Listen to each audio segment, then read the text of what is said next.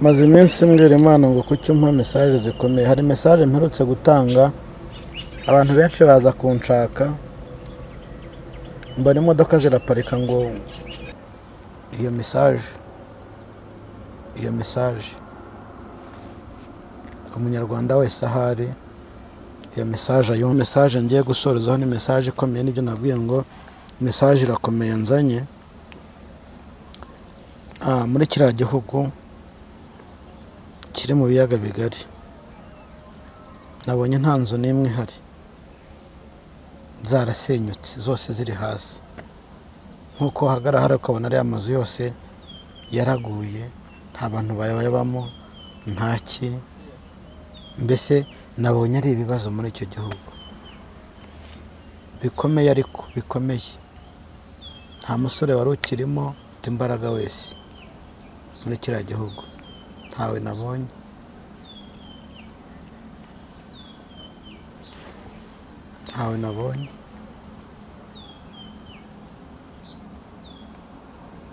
Gusa nabonye abantu benshi bagihunga, gisigaye cyonyine, kandi nabonaga abayobozi bacyo barakivuyemo kera. Cyakomeye, kandi kiriya gihugu kizateza ibibazo ibihugu bigikikije byose. Bivuze ngo natwe tugomba gusenga rero kugira ngo bitazatugeraho. Aho turimo turabyumvara, ariyo mpamvu turuka hariya ngo Imana irambwiye ngo abanyarwanda nge bahaye umugisha, ngo abanyarwanda nge bafunguruye insengero. Kuko mwakoze ikisi, kuko mwatetse imitwe mu nsengero, murateka imitwe kuri za kamera, murateka imitwe. Imana irababwiye, mwarangiza umuntu yabahamagara ngo kugira ngo tugusenye ngo ni miliyoni zinizi. Imana ica amafaranga, mwariye duke mukaryama kare. N'ubundi ubu niba ari umupasiteri, niba ari umushumba, niba ari iki, ni umuntu ukomeye ufite itorero rikomeye, rikomeye.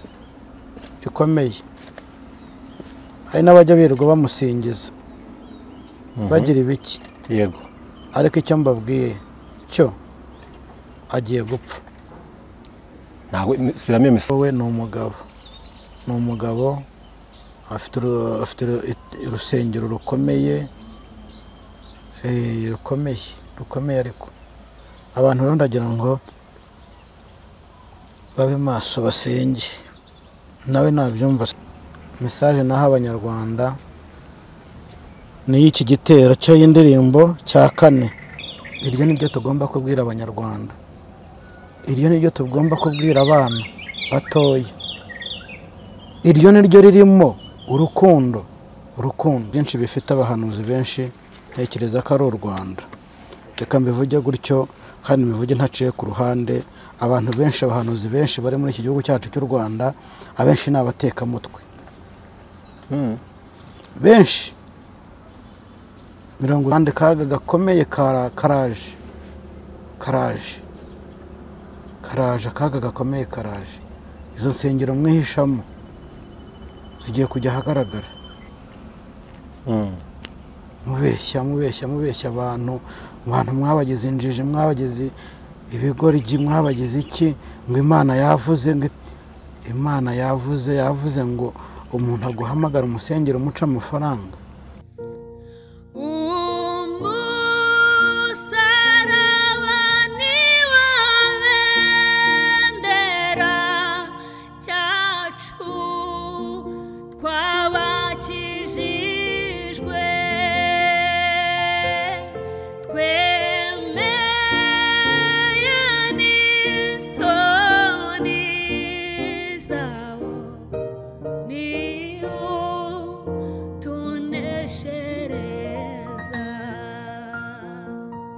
Bakunze ijambo ry'Imana kandi bakunze Umusaraba TV. Reka tubasuze turamutse mwese mudukunda kandi mugukira ibiganiro byose bica ku Umusaraba TV. Ineza y'Imana niba namwe kandi umugisha w'Imana bo ndetse n'abanyu bose hafi nakora mu bitandukanye. Twizeye ko mwese mumeze neza, turabakunda, turabazirikana kandi tubakushimira yuko mwahisemo kudukurikira. Imana y'amahoro ije ibaha umugisha. Twishimiye kubana mugabe kuri uyu munsi niwe tugiye kubana nawe, dushima Imana ko yamurinze akongeye kuboneka. Mugabe turagusuje mu izina rya Yesu. Yego nawe ndabikirije mu izina rya Yesu. Amahoro y'Imana nabane namwe. Yego nawe muhorane. Meze neza? Gakeya ndarwaye. Nawe nta muhari ufite? Uruwe ntabwo burakira? Oya ntabwo burakira, ntabwo ndabona uko njya kwa muganga. Ariko ndashima Imana ko nyihumeka. Yego, ariko ibyo byose ndabyizeye ntashidikanya yuko uyu munsi cyangwa ejo uzabona uburyo bwo kujyayo mu izina rya Yesu. Imana ibikore. Nzabikora byo ndabyizeye kandi kwizera kurarema. So twigisha kwizera. Nanjye mba nizeye, mbanze ko ishobora gukora igitangaza. Na mu gitondo wa mugana wawe nkajyayo. Cyane birashoboka. Imana ishimwe ko ucira inzira rero ukaba ubonetse kandi Imana ihabwe icyubahiro. Amen. Yes, dushimye Imana ko igushoboje niyo tugiye kubana muri kano kanya. Niwe Imana ishimye ko agiye kunyuza Imana inyuzijemo ibitunga ubugingo bwacu bw'iyi minsi. Reka tumusabe asenga Imana dukomeze tugana muri kano kanya. Mana yacu, Imana idukunda, Imana turebera aho tutabasha kureba. Turagushimye kuri iki gicamunsi, tugushimiye ko uri Imana ishoboye byose. Kristo tugushimiye ko ukomeje kuturinda, warenze inshuti zacu ziri hanze ziri imbere mu gihugu. Waturindiye igihugu mu minsi yose itambutse, wabanye natwe utugira neza. Ngaho rero Kristo aka kanya yongera uruhukiro ubane natwe muri aka kanya. Tugire neza tukugiraho umugisha. Turasenze kandi turizeye ko twumvishe mu izina rya Yesu Kristo. Amen. Amen. Imana ishimwe kandi Imana iguhe umugisha Mugabe. Dushimye Imana ko ari we tugiye kugana muri kano kanya. Maze iminsi ugenda utambutsa ubutumwa butandukanye, ariko kandi iyo tukubonye hari igihe tukubona wishimye, ubundi tukakubona ubabaye, ariko watubwiye ko biterwa n'ubutumwa hari ugiye gutanga. Uyu munsi ko tubona nta morale ufite uretse kuba urwaye, ese n'ubutumwa ufite bwa bukomeye nk'uko ubwitubwira? Burakomeye kuko ndatekereza ko noneho burenze ubwo dusanzwe tuzi twumva. Ubwo mwumva njya mvuga. Ubwo rero burenze ubwo najyaga ntanga. Burenze ubwo najyaga ntanga. Mu minsi ishize waduhanuriye, watubwiye yuko Imana igutumye mu gihugu kimwe kiri mu bihugu by'iburengerazuba, yuko hari ibintu bigiye kukibamo bidasanzwe. Ariko abantu benshi bakomeza babaza bavuga ngo Mugabe yadufashije akatubwira kino gihugu, n'abakirimo bakagisengera, natwe tukabafasha kugisengera. Buri munsi na n'uyu munsi baracyensisita bavuga ati muzadusabire Mugabe niba bishoboka azatubwire cya gihugu tugisengere. Birashoboka hari yuko dushobora gusenga ibyo byago bikavaho. Mugabe uyu munsi urabasubiza iki? Ndatekereza ko ni kenshi nagiye mbivuga. Narabwiye ntubuse. Ntabwo Imana yakiguhishurira, watubwiye ko ushize Imana itaguhishurira iki gihugu, yakubwiye ko igihugu kimwe muri ibyo bihugu. Ese na n'uyu munsi mu masengesho muzo usenga ntabwo Imana irakwiga ati iki ngiki kubw'izina ryacyo? Yewe nta zina ndabona. Ntaryo ndabona. Ubwo nanjye nirimpa nzarivuga. Yego. Nzarivuga ariko icyo ako se bo bandushije gusenga, nabo nibandushe bahanje amaso hejuru hariya. Bayihamagare nayo babwire icyo gihugu. Ngiye mbwira ko ari igihugu kiri mu biyaga bigari. Yego. Kimwe muri ibyo ngibyo. Kimwe muri ibyo. Ubwo ushaka gusenga tuvuge ngo nasenge ibihugu byose byo mu biyaga bigari, icyo kize kwita kigwamo. Niko twabivuga? Sinzi ko twabivuga, ariko wasenga wese yasenga akavuga ati Mana kiriya gihugu uvuga utatubwira izina, kitwereke mu buryo bw'umwuka. Tugisengere. Ari nayo mesaje ikomeye cyane. Mu minsi yashize ndumva twaragiranye ikiganiro tukigiranye.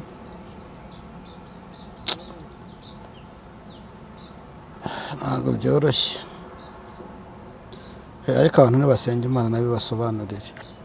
Bimbaza nabo nibayibaze kandi nzi ko izababwira. ariko abo ntekereza ko abo ngabo ni abantu bataba hafi cyane y'Imana. Ndizera ko abenshi barabizi, harimo njye n'abanyandikira bakambwira ati twe turakizi. Ahubwo Imana ishimwe ubwo mukizi, mudufashe rero dusenge. Dusenge, mudufashe dusenge. Abenshi barabizi, barakizi, abanyamwuka barakizi. Arega ntago abahanuzi ari abajya kuri kamera gusa. Hari n'abo Imana yereka ntibabwira ati mujye kuri kamera. Yego. Kandi ubundi burya kuri kamera benshi baza bihuruje. Dutekereza ko bose ariko Imana iba yabatumye. Oya, byo ntabwo ariko bose ariko Imana iba yabatumye. Hari abihuruza, hari abameze nk'abagiraho akazi, wagira ngo bafiteho akazi, ariko ntabwo bose ariko Imana iba yabatumye. Kuko sinibaza ukuntu umuntu aryama mu gitondo akavuga ngo ndajya gutanga message yaravuye kuyitanga, ndajya gutanga indi. Ntekereza ko babigize akazi. Babigize akazi, ni business. Harimo n'ababeshya abantu, ubu abantu badukuye ku bandi. Yego.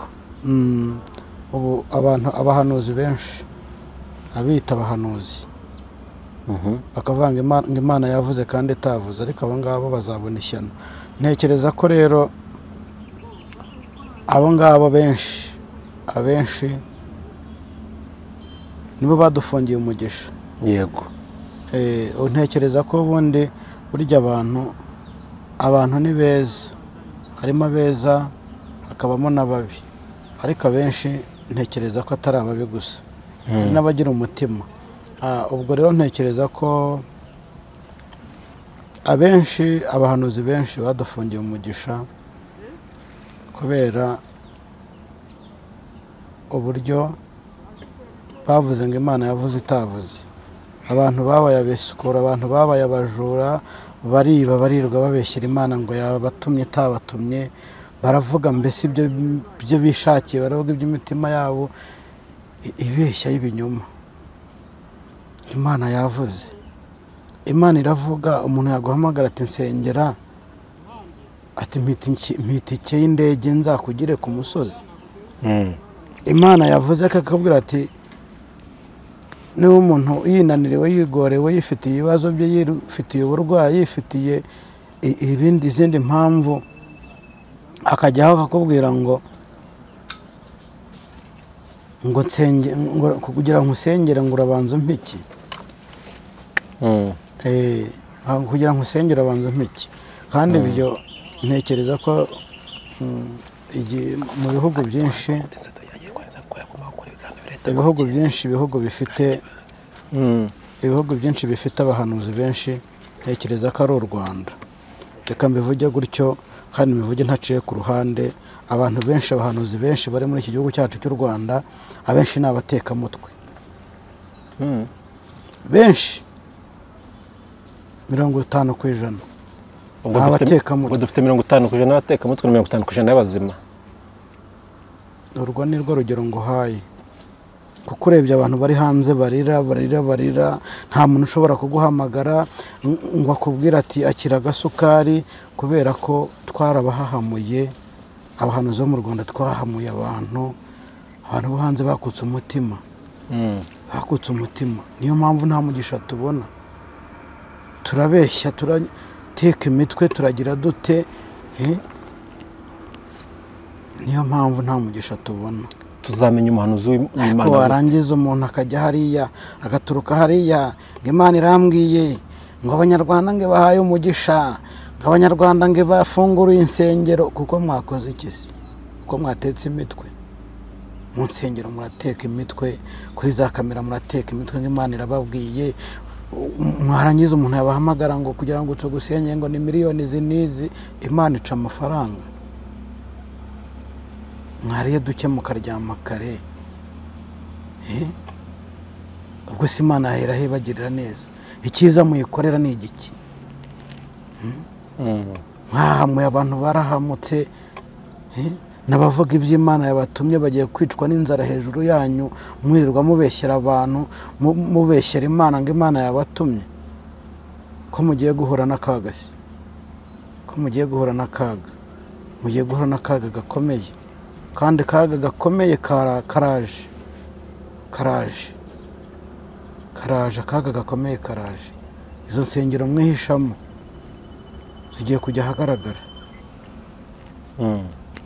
mubeshya abantu mwabagize injiji, mwabagize ibigoryi, mwabagize iki, ngo Imana yavuze ngo umuntu aguhamagara umusengero umuca amafaranga.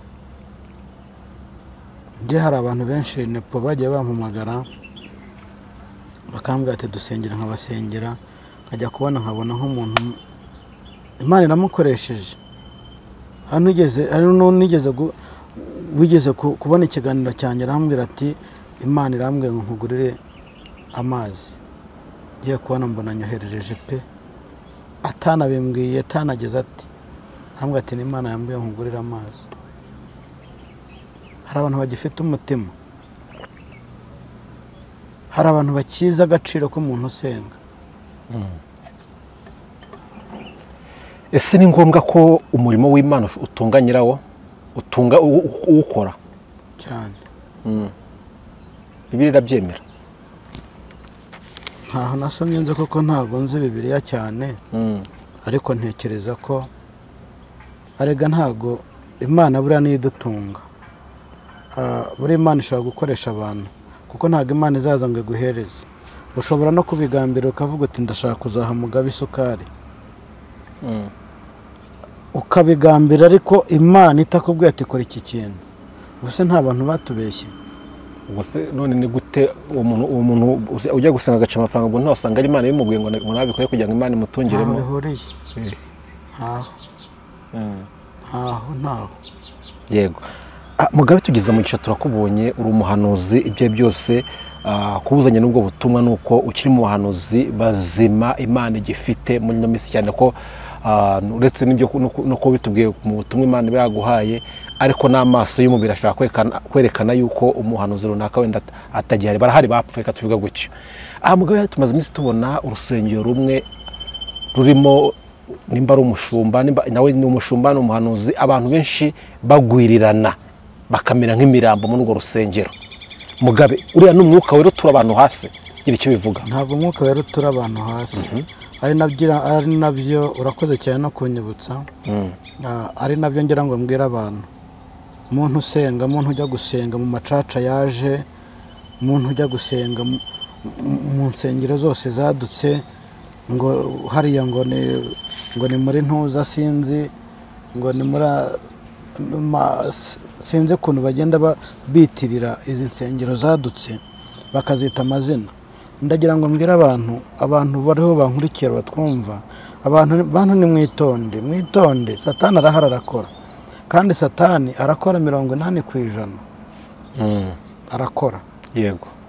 Icyo ngira ngo mbwira abantu rero ni mwitondere izi nsengero zirimo zaduka, mwitondere abantu babasenga babafashe mu mutwe. Mwitonde. Ntuzi ngo ugiye gusengera mu barangi, ntuzi ngo ugiye hehe. Abantu ntibitonde, babe maso, bikumva ko ibyadutse byose badukana nabyo, kuko nta rusengero, nta mwuka wera w'Imana, nta mwuka w'ubutatu butagatifu umuntu ahagarara agatura hasi abantu ngo ni umwuka w'Imana. Ntaho. Yego. Ntaho mbona rero. Nibyo rero ngira ngo mbwira abantu ntibabe maso. Satani arakora 80%, kandi arahari. Abantu babe maso rero. Yego.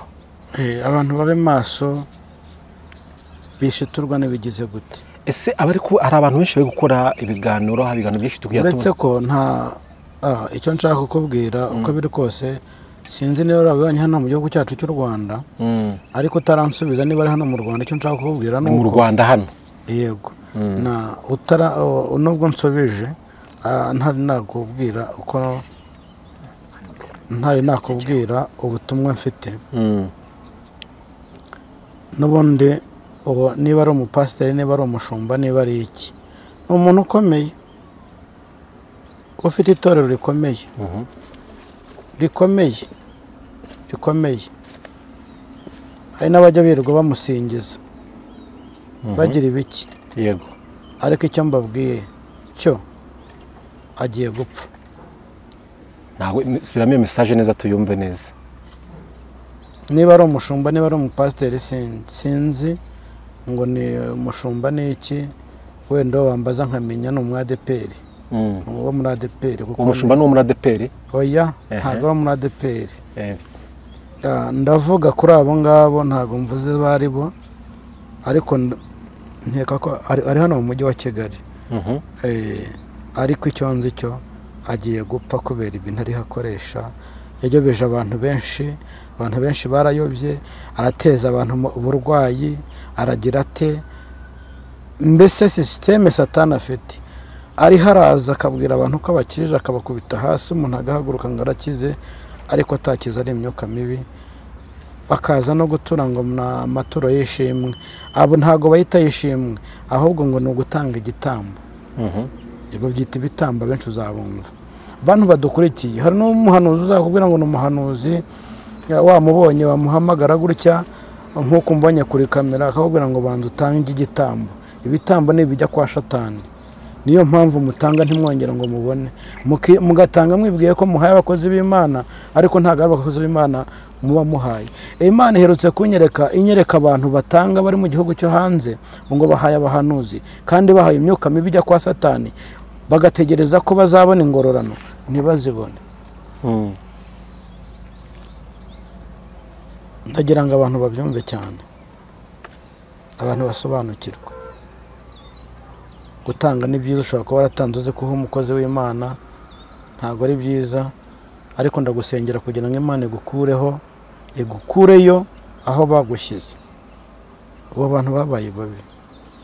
Umupasiteri rimwe umukecuru ngo yigeze ajya kwa padiri, aragenda agezeyo barimo bahazwa, arahazwa, amaze guhazwa abwira padiri ati mbe padiri, undi ati ubundi umuntu uramuzi, undi ati hoya, atuzamubara umubonye. Abantu b'iyi minsi rero tubabara tubabonye. Urazana umuntu uti ngwino tubane, akakubera Abeli, Gahini, akakubera Kayini. Nuko abantu bameze muri iyi minsi.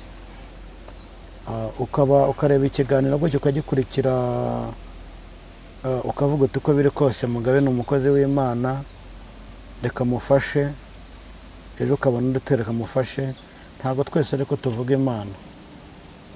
Hari n'abavuga, baza bavuga ko ari Imana yabatumye, kandi koko haraho mwigeze mwumva i Burayi cyangwa muri ibihugu bya Afurika uwigeze ahagaranga avuga ati njyewe ndaje nje gukorera Satani, nje gushinga urusengero rw'abantu bakorera Satani, niba hari mu mumbwira. N'uwabigerageza ntabwo icyo kibanza bakimuha, biragoye, ntacyo bamuha. Niyo mpamvu rero bose baza bitwikiriye Imana. Niyo mpamvu rero ubu ndi mu mwanya muri iyi minsi wo gusengera abantu batanze ariko ntibabone ishimwe kuki ku Mana. Ariko ngo hari n'abatanze bitewe n'abo bahaye ngo bahita bakira ubunyatsi. Nibyo byo nkubwira. Ugatanga uzi ko uhaye umuntu w'Imana, ugatanga uzi ko ufashije umuntu w'Imana, ahubwo ugatanga ugategereza ko hari ikindi uzongera kubona ugaheba. Imana iherutse kunyereka abantu bagiye baha abantu mu Rwanda, umuntu akakubona rwose akagufasha. Hari n'abo Imana yagiriye neza ikoresheje abantu, ibagirira neza ariko bavuye mu murimo wo gusenga barabiretse. Ari wa munezero ntoze mbabwira mu kiganiro twiye dukorana ubushize, umuntu akagira munezero neza ukagenda ukamukura ku Mana. Munezero izampibona binkwiriye, ibyatuma nyivaho izabyihorere. Mbona no mu byo nsaba Imana nkavuga ngo Mana no mu rugo nkubaka, uzandinde kubura isukari mu rugo, ndinde kubura ibyo ndya. Uko nibwo bukire nshaka, nibwo bukungu nshaka. Ibirenze ibyo ngibyo ni Imana izabimpa nibona, ariko izabimpa nkareka kuyivuga ko igira neza, nkareka kuyisenga, izabyihorere iyo zampa ibinkwiriye. Ndiho rero ndaboneraho kubwira abantu bafite ibintu by'inyatsi, abantu bagiye batanga bazi ko bahaye, bazi ko bafashije umukozi w'Imana, ariko kugeza kuri umunota bakaba bagifite inyatsi, baduhamagare dusenge.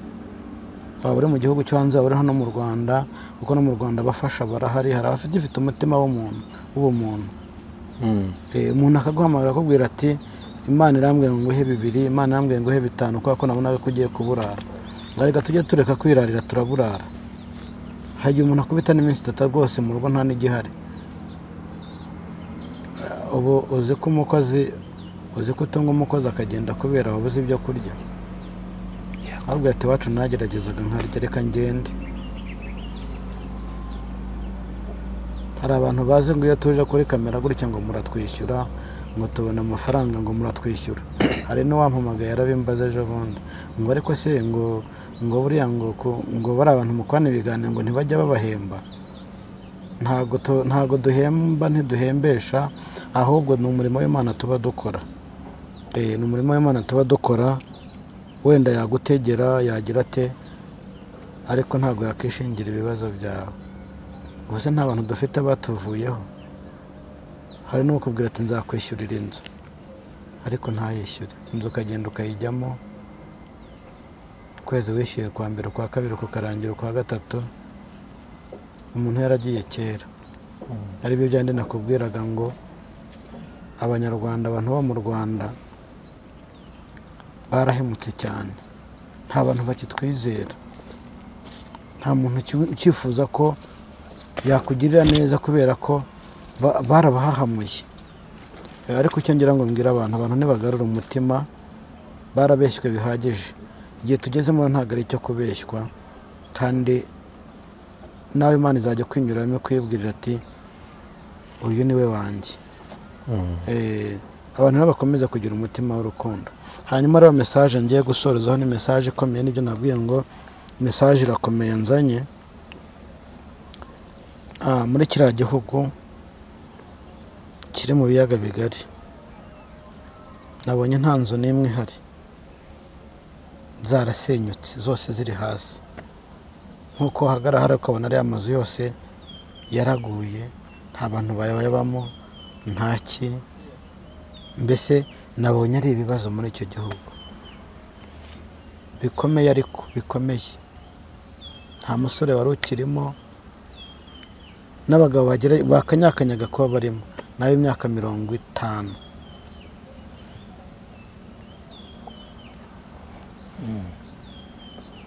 Icyo gihugu mufashe mukomeza mu gisengeri,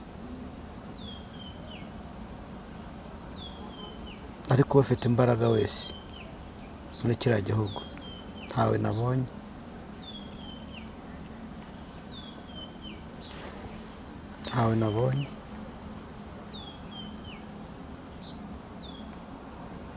Gusa nabonye abantu benshi bagihunga,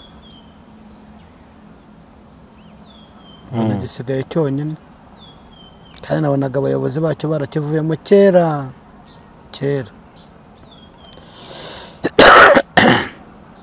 Nabonaga barakivuyemo.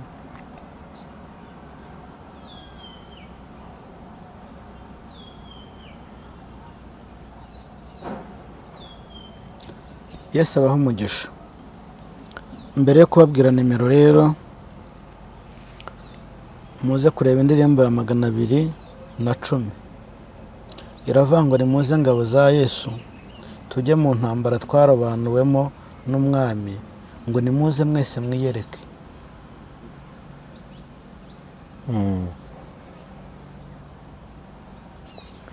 Ni muze ngabo za Yesu, ngo dore igitero cyaho cyakaje ngo dore umugabo uzigabye ni Yesu Kristo, yanesheje wa mwanzi we kubwo musaraba, ngo ndetse n'intwaro ze yarazimwambuye. Twashobora kuneshwa se Yesu aturwanirira?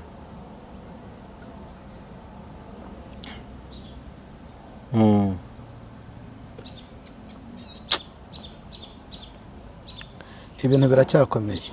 kandi kiriya gihugu kizateza ibibazo ibihugu bigikikije byose.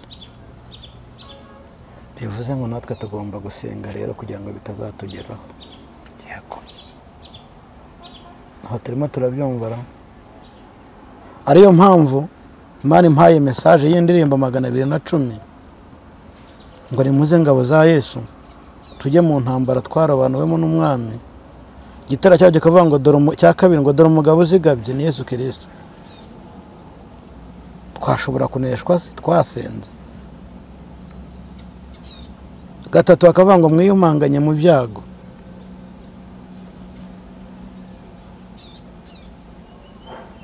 Ngo mugiye kubona murinde imitima yanyu itagwa mu gicu. Kane hakavuga ngo mutware intwaro z'umwuka nizo mukwiriye.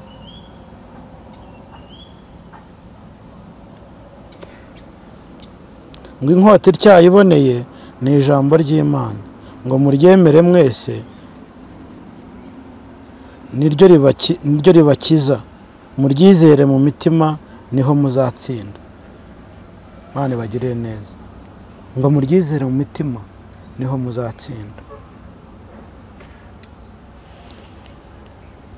Banyarwanda rero, inshuti zacu, ibihugu bidukikije, ibihugu bikikije kiriya gihugu, urumva ko ari urugamba, ni ugusenga.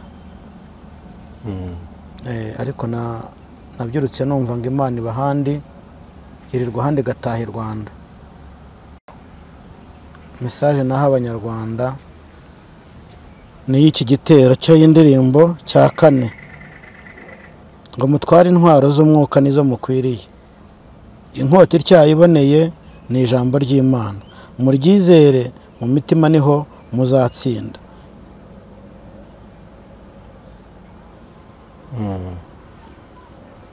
Iyo message umunyarwanda wese ahari iyo message ayumve yo kugitera cy'iyi ndirimbo cya kane kimureba.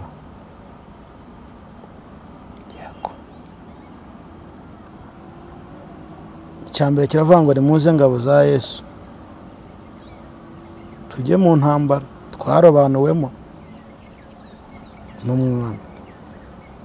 Kane hakavuga ngo mutware intwaro z'umwuka nizo mukwiriye. Izo abanyarwanda nizo dukwiriye. Intwaro z'umwuka izo nizo abanyarwanda dukwiriye.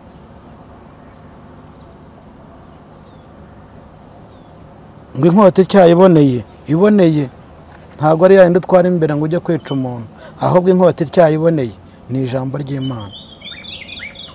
Iryo nibyo tugomba kubwira abanyarwanda, iryo nibyo tugomba kubwira abana batoya, iryo niryo ririmo urukundo.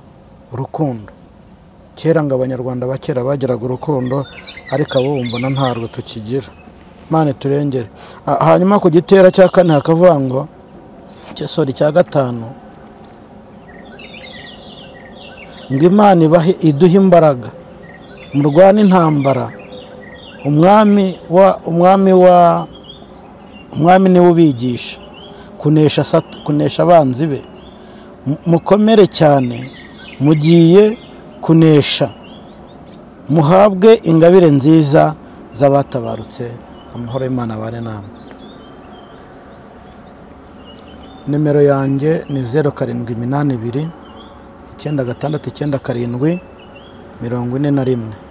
82 966 97 41. Ushaka ko dufatanya gusenga, ushaka ko dufatanya tugatwara intwaro z'umwuka kuko arizo dukwiriye, wampamagara tugasenga. Yesu aguha umugisha. Niba nta kindi mumbaza ndumva nasoza. Yego, tukandi ku musozo w'ikiganiro cyacu. Nimba nta kindi waba wibagiwe mu gutuma Imana yari yaguhaye, ariko hari ikintu tubwiye gato wamutubwiye ati hari umuntu nimba ari umushumba nimba ari umupasiteri, bitewe n'uburyo ayobya abakozi b'Imana, bitewe n'uburyo ayobya abantu, Imana yakubwiye ko agiye kwitaba Imana. Ese ni umugabo ni umugore bimeze bite kugira ngo buri wese aze kwikarasa aho yaba ari? Ni umugabo. Ni umugabo. Ni umugabo Yego. ukomeye cyane. Muri iki gihugu cy'u Rwanda afite urusengero rukomeye. Akimva buno ubutumwa yakurikiye kugira ngo akore urwo rupfu? Sigaye nta maze iminsi mbwira Imana ngo kuki umpa message zikomeye. Hari message mperutse gutanga, abantu benshi baza kunshaka, mbona imodoka ziraparika ngo dufashe dusengere mu bantu bavuze bagiye gupfa, ndumva ndimo, abandi bakohereza abashoferi ngo nibaze banjyane iwabo mbasengere. Mbonera no kubwira abantu rero, ntago umuntu azajya ampamagara ngo nzaze wowe musengere, ntago Imana ibinyemerera. Yambwiye ko nzajya mbanza nkasenga amasengesho y'iminsi 3 cyangwa 2. Kandi ikindi mbonereho, abantu babifuza ko tubasanga mu ngo tukabasengera, hari igihe umuntu akubwira ngo teguze, ukagira ngo arishyura ukishyura, bikaba ngombwa wenda niba arahita icya 3 wateze moto ya 3, wagerayo niba ariyo wari ufite yonyine ukamusezera, bikaba ngombwa kuza kugenda n'amaguru. Ntago rero ari byo. Mbone no kubwira abantu rwose natwe bajye batwuba baduha agaciro. Niba bitatari byo nade kugura ikiro cy'umuceri nkarya nkaba nkitanze kuri moto se, kandi nje kukureba wampamagaye, ubwo bungiriye neza. Yesu abaho umugisha rero. Naho wowe ngo wowe ni umugabo. Ni umugabo afite urusengero rukomeye, rukomeye ariko abantu rero ndagira ngo babe maso basenge, nawe nabyumva asenge. Ariko reke kuyobya abantu cyangwa yiyambura imbaraga mbi afite z'imyuka mibi yo kwa Satani akorera Imana byeruye. Ariko reke kuyobya abantu. Ntago umuntu azaguhungira ananiwe, ntago umuntu azaguhungira afite inyota yo kumenya Imana, ntago umuntu azaguhungira afite inyota yo kwatura kugira ngo Imana imubabarire zibonera ubugingo, ngo nahagera noneho muyobye umwongeremo n'indi myuka mibi ya Satani. Abantu barananiwe barishakira Imana. Yesu abaho umugisha rero. Niba nta kindi wambaza, ndumva twasenga. Reka dusenga Imana twande ku musozo. Mana yacu, Mana nziza, Imana yadukunda, turagushimye ko wabanye natwe, kandi turakunezerewe ko watugiriye neza tukakugiraho umugisha. Rinda bariho bayobya n'abantu bazi ko ari wowe wabatumye, umuntu agahagarara akavuga ngo ni pasiteri ni umushumba kandi Kristo taramwimitse. Ndagira ngo urengera abantu bawe, urengera ubwoko bwawe, ubagarure ubereke utandukanye kuri bikibi n'ikiza, ahubwo ubaho umwuka wera kukumenya no kugukunda, bahe gusobanukirwa. Turasenze rero turizeye ko bibahaye kandi biduhaye twese, tubisabye twizeye mu izina rya Yesu Kristo. Amen. Imana iguha umugisha.